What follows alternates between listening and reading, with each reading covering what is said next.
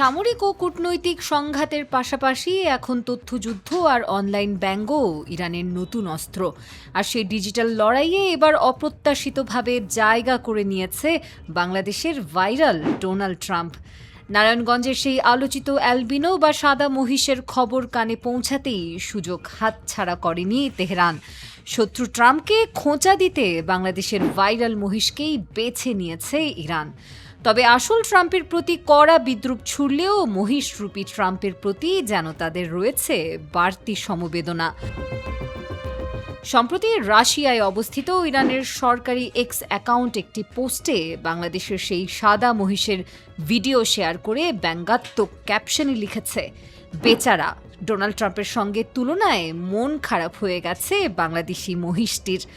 শুধু তাই নয়, পোস্টটিতে যুক্ত করা হয় রাশিয়ার রাষ্ট্রীয় গণমাধ্যম আরটির একটি প্রতিবেদনও। সেখানে দাবি করা হয় মার্কিন প্রেসিডেন্ট ডোনাল্ড ট্রাম্পের সঙ্গে তুলনা করার পর থেকে মহিষটি নাকি খাওয়া দাওয়া অনেকটাই কমিয়ে দিয়েছে। মজার ছলে করা এই পোস্টের মধ্য দিয়েই যেন ইরান বুঝিয়ে দিল আন্তর্জাতিক রাজনীতির উত্তপ্ত ময়দানে এখন ভাইরাল মিমও হয়ে উঠতে পারে কৌশলগত অস্ত্র। ঘটনাটি ইতোমধ্যেই আন্তর্জাতিক সামাজিক মাধ্যমে আলোচনার ঝড় তুলে দিয়েছে।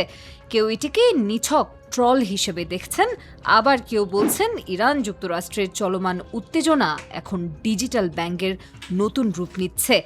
আর সেই লড়াইয়ে অপ্রত্যাশিতভাবেই জড়িয়ে গেল বাংলাদেশের এক নিরীহ সাদা মহিষ।